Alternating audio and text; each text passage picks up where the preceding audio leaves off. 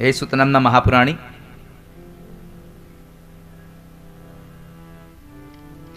તમે અમારા કાનમાં એવો કંઈક રસ રેડો, મમ કર્ણ રસાયણ, અમારા કાનમાં એવો રસ રેડો,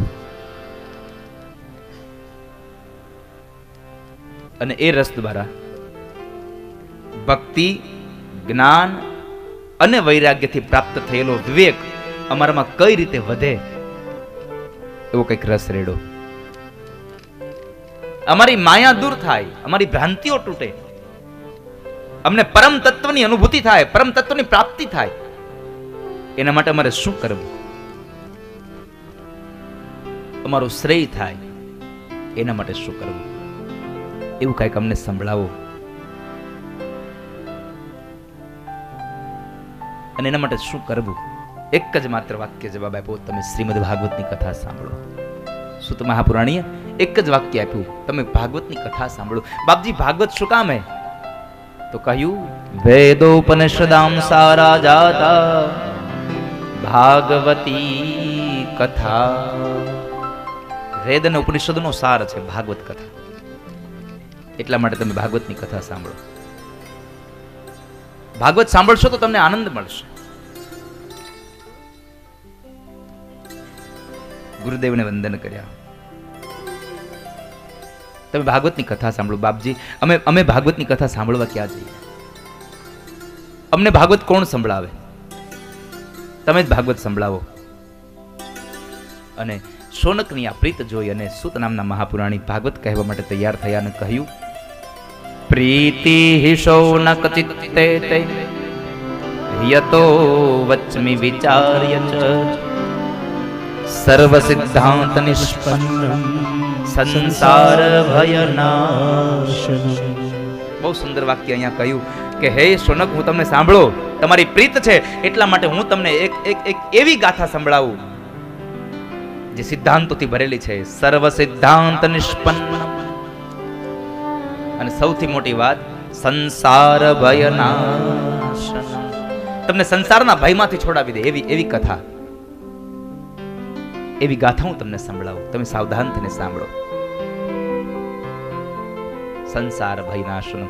અહીંયા આ શબ્દો પર મારે થોડું આપને કહેવું છે.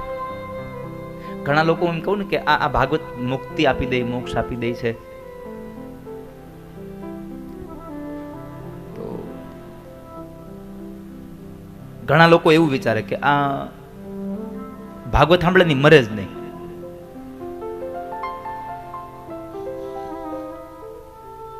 તો આ અજ્ઞાનતા નહીં.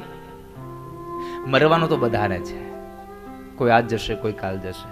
જવાનું બધાને છે. નથી કોઈ રહ્યું, નથી કોઈ રહેવાનું. જવાનું બધાને છે.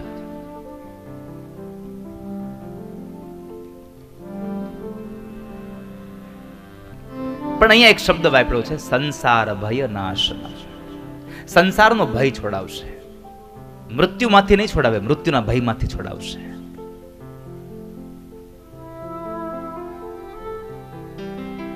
મૃત્યુના ભયમાંથી મને તમને ભાગવત છોડાવે છે. મરવામાંથી ન છોડાવે. પરીક્ષિતે 7 દિવસની કથા સાંભળી, મરતા રોક્યો ન રોકી શક્યો, પણ મરતામાં એનો ભય છૂટી ગયો. એનો ભય જતો રહ્યો. એમ આપણે મરવાનું તો નક્કી છે, પણ મરવાનો ભય છૂટી જાય. અને મરવું એટલે માધવને મળવું. આ યાદ રાખજો. મરવું એટલે માધવને મળવું, અને માધવને મળવા માટેનો એક જ ઉપાય છે, મરવું. મરને સે સબ જગ ડરા, મેરે મન આનંદ. કબ મરિયો કબ મિલિયો પૂરન પરમાનંદ.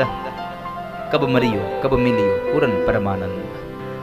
ક્યારે મરવું અને ક્યારે મળવું, પૂર્ણ પરમાનંદ. તો સંસારના ભયમાંથી છોડાવે એ ભાગવત છે. એટલે કહ્યું, સર્વ સિદ્ધાંત નિષ્પન્નમ સંસાર ભયનાશનમ. પણ તમને સંસારના ભયમાંથી ક્યારે છોડાવે?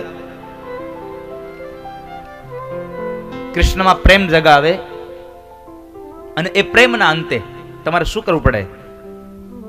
તો સાંભળો, સાવધાનતયા શૃણુ. તમે સાવધાન થઈને સાંભળો તો સાવધાન થઈ જવું પડે. આમાં મૃત્યુ તો આવવાનું જ છે. મૃત્યુ વગર આપણે અહીં રહી નહીં શકીએ.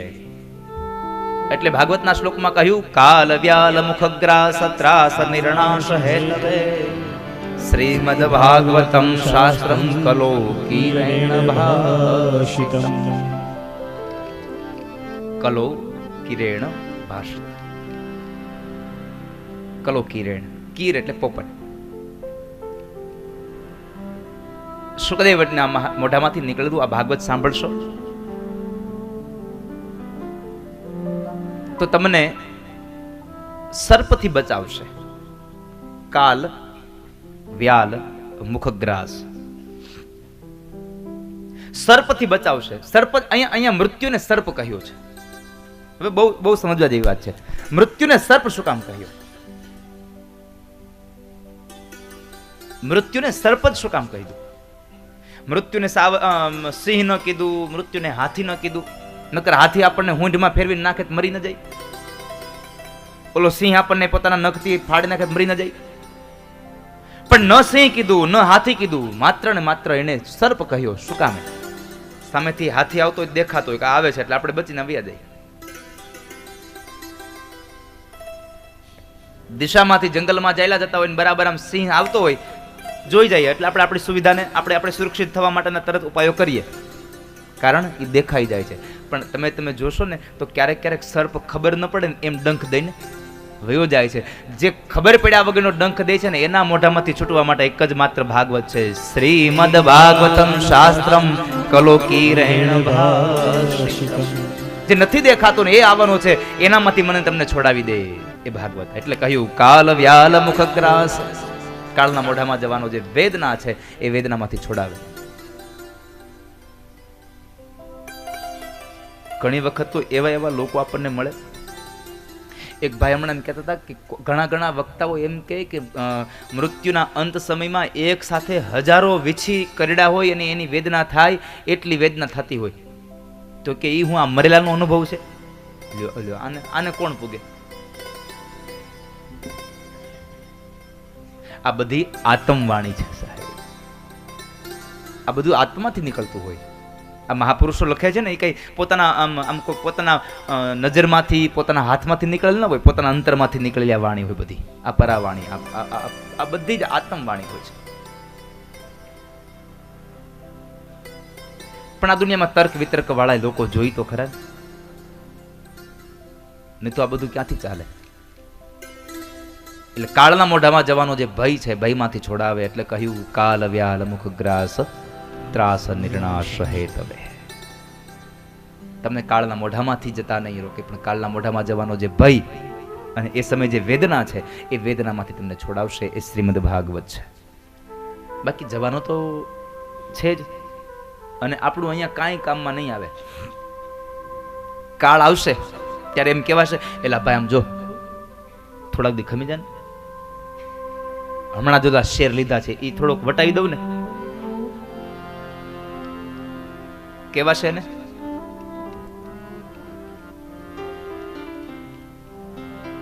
બેન બેઠા છે એટલે એડવોકેટ એમ તો ન કહી શકે, એટલે ભાઈ આજ જ નવો કેસ દાખલ કર્યો છે, એનું રિઝલ્ટ આવી જવા દે ને, પછી લઈ જાજે. તું એડવોકેટ હશે, તું શિક્ષક હશે, તું એન્જિનિયર હશે, તું ડોક્ટર હશે, તારી વિદ્વત્તા બધી જગ્યાએ કામ આવશે. મૃત્યુની સામે કામ નહીં આવે તારી વિદ્વત્તા. મૃત્યુ પાસે તારી કઈ વિદ્વત્તા નહીં આવે. તારું ત્યારે કઈ કામ નહીં આવે.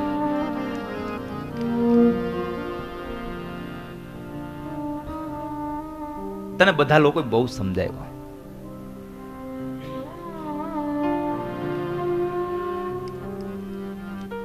તું ગમે તેટલો ડાયો હશ, પણ એમ નહીં ચાલે. એટલે કહ્યું છે કોઈએ, લેશે જમડા જાલી કરો પળમાં ખાલી. લેશે જમડા જાલી કરો પળમાં. જ્યારે યમ આવશે ને પકડશે, કઈ બા હાલો ખાલી કરો, તો એ કેવા હે હું ડોક્ટર છું, થોડાક દી ખમી જા, 2 પેશન્ટ તપાસી લઉં. બધું પડ્યું રહેશે. અને ત્યારે તારું ડાપણ નહીં આવે તારા કામમાં, તારે રેવું ભાડાના મકાનમાં. હો જીવ શાને ફરે છે ગુમાનમાં, અભિમાનમાં તારે ભાડાના મકાનમાં. થશે હું કમ નામું નહીં ચાલે બાનું.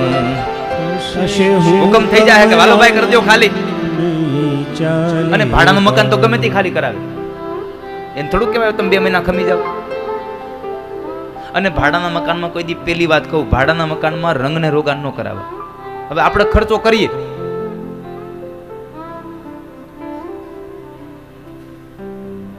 ગોઠણથી પગ વયા જાય, પછી જોઈન્ટ નાખીએ અને ઓલા આવીને કે હાલો હવે આઈને પડ્યા રે. આંખે દેખાવાનું ઓછું થાય.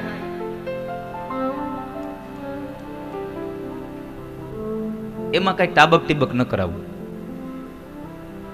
જેવું ભગવાને આપ્યું છે આવું ને આવું રાખવું. પણ તોય કોણ જાણે, જે ભગવાને આપણને આપ્યું છે ને એવું તો આપણને ગમતું જ નથી. નકર જેવું આપ્યું છે એવું ને એવું રહેવા દો તમે, તો કઈ વાંધો ખરો. પણ થાય છે એવું કે જેવું આપ્યું છે ને એને આપણે બગાડીએ, આપણે એનાથી સારું કરવાના પ્રયત્નો કરીએ, અને પછી એ જ્યારે સારું કરવા હાટો જે લગાડેલો કલર છે એ ઉખડી જાય ને,